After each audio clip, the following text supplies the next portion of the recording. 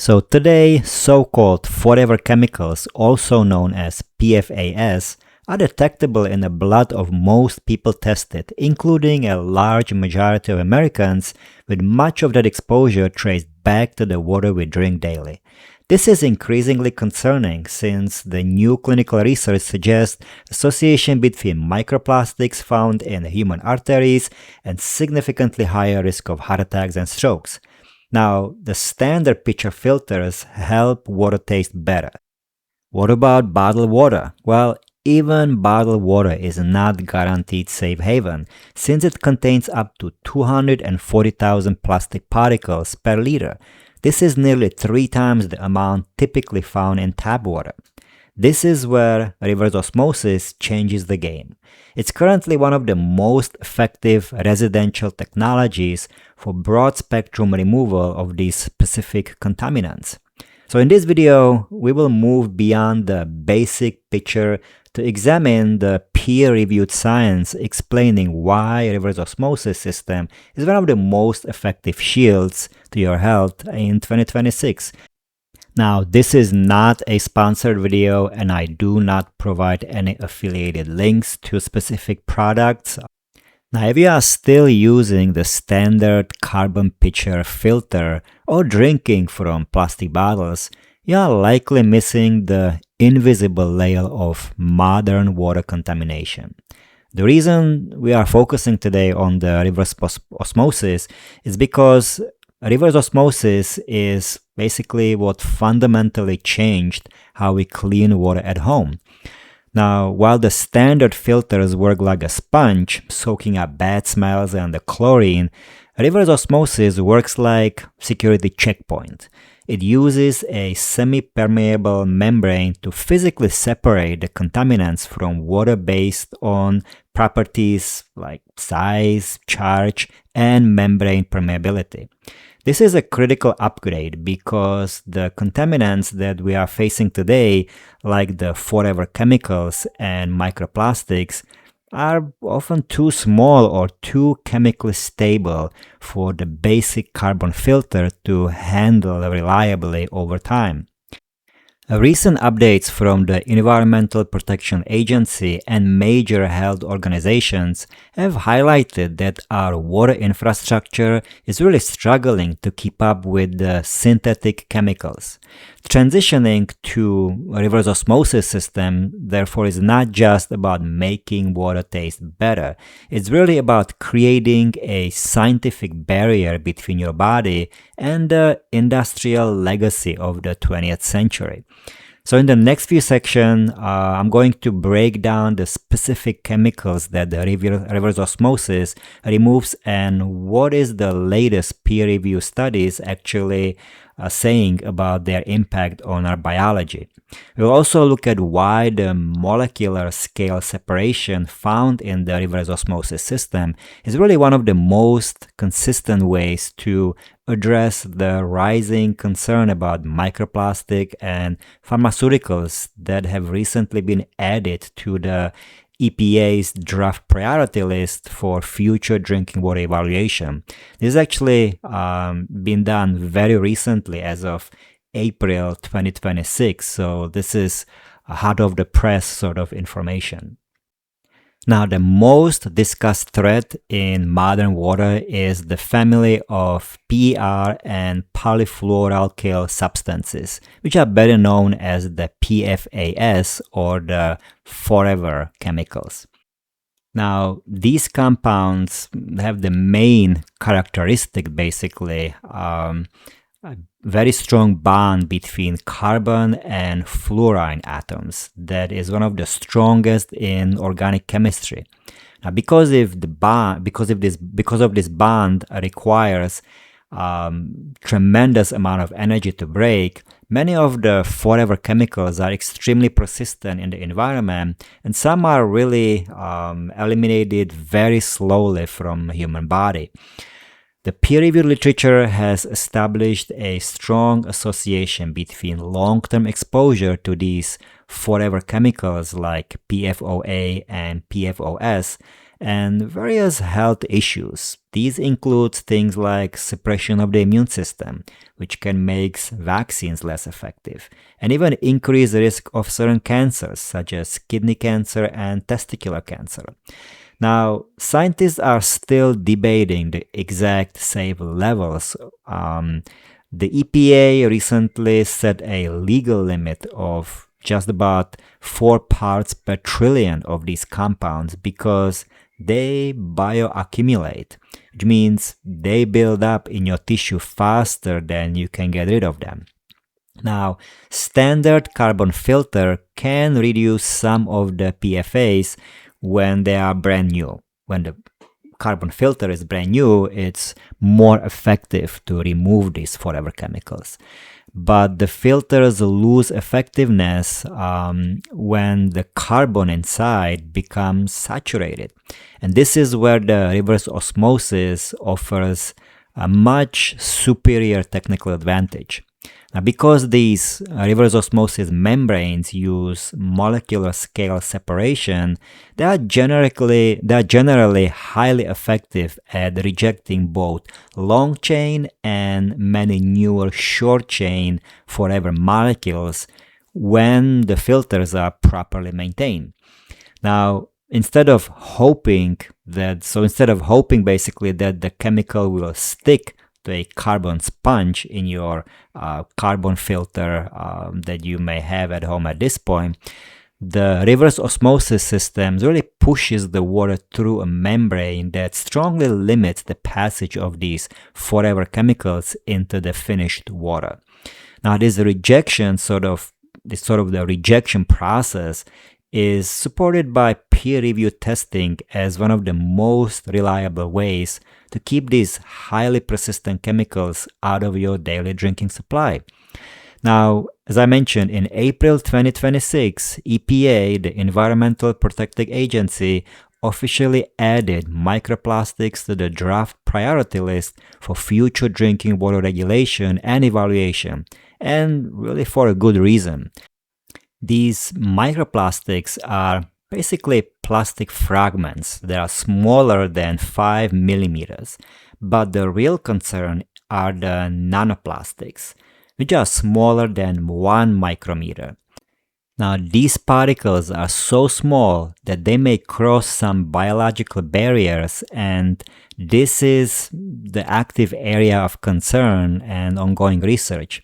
Landmark study published in the New England Journal of Medicine found association between the presence of microplastics in carotid artery plaques and higher risk of heart disease and stroke. Now, while the study does obviously not prove that plastic causes heart attacks, and there are obviously much more serious things that are more associated and linked to heart attacks. The statistical link between microplastics and heart attacks is really strong enough, so strong that the health agencies are now treating plastic as major emerging contaminant. Now, my personal take on this, if government agency, which generally is very conservative when it comes to admitting that something is a problem, for them to admit that, yes, we do have a problem, I take it seriously. And it really aligns along with lots of research that has been done in this area for years now. So I'm glad actually to see that this is finally starting to be taken more seriously. But how does microplastic get into our water system? Well, usually microplastic get into our water through breakdown of large plastic waste or synthetic clothing fibers.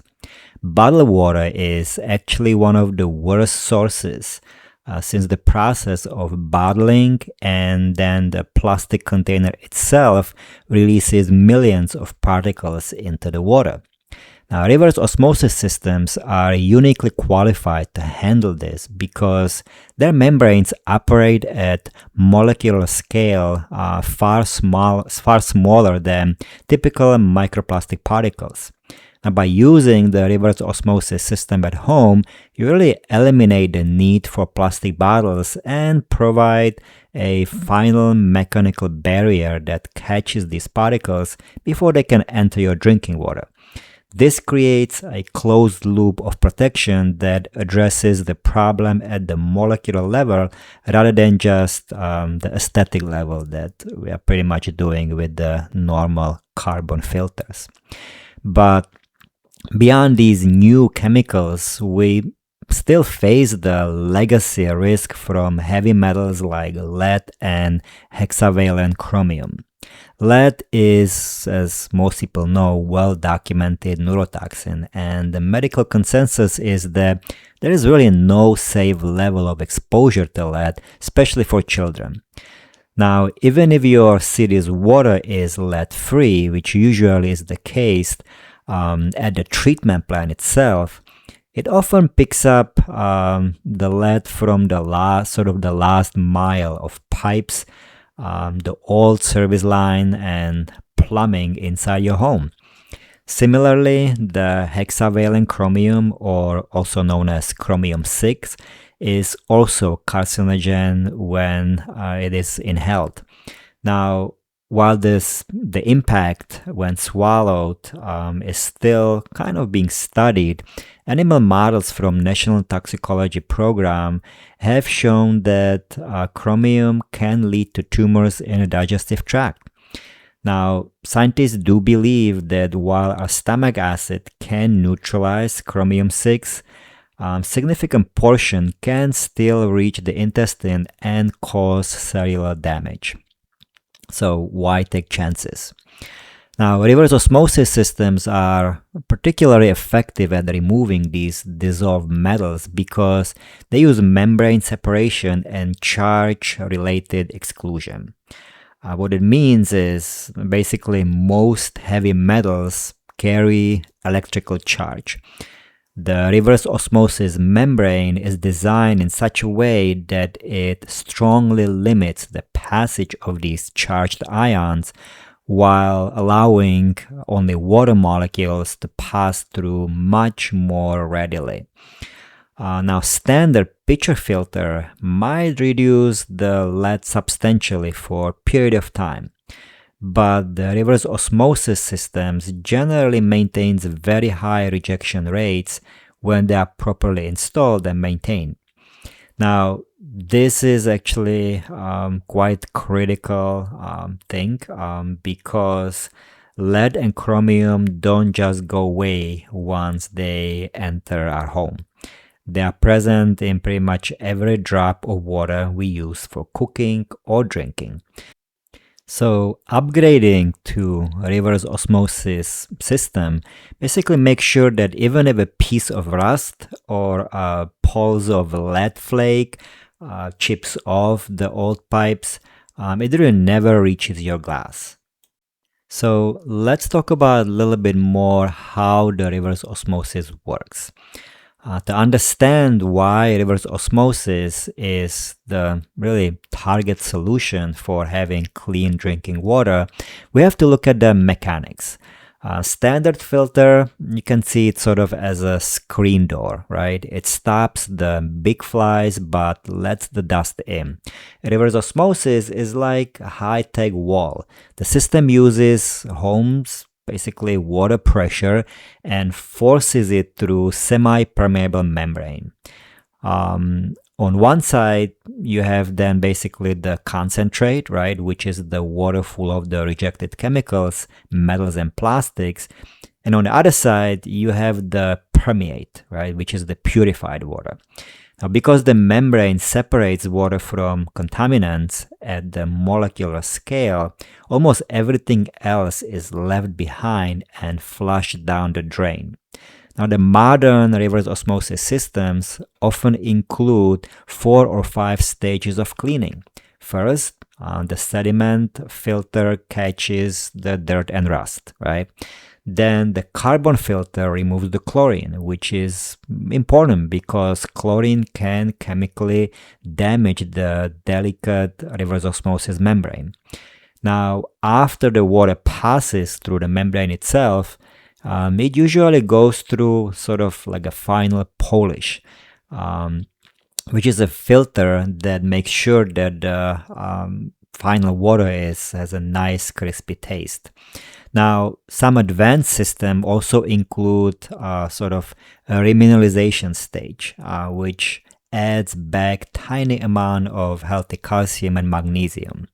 This is done to address the common concern of some people that feel that the water that passes through the reverse osmosis is kind of almost too pure or even a little bit acidic. Now, I don't know if I would go that far, especially regarding the concern about a little higher acidity of the water, because a stomach is and body in general is really good at buffering water that we drink. But perception, as they say, is everything. So for some people that may taste better. I personally tried to get that filter with the remineralization stage. I don't know that the water tastes better. It tastes a little bit more like mineral water rather than the purified water. But if it did not have the minerals in it, I don't know that it would make a huge difference. But that, again, is just my personal experience. Now, let's talk about something that lots of people are really concerned about when they are considering getting the reverse osmosis system, and that's the price.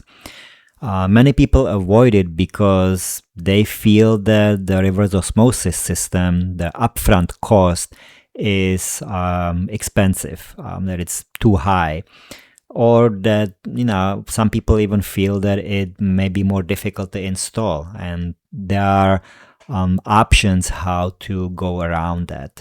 So when you really compare the total cost of owning the reverse osmosis system, it really is one of the most economical choices, total opposite of what people really think.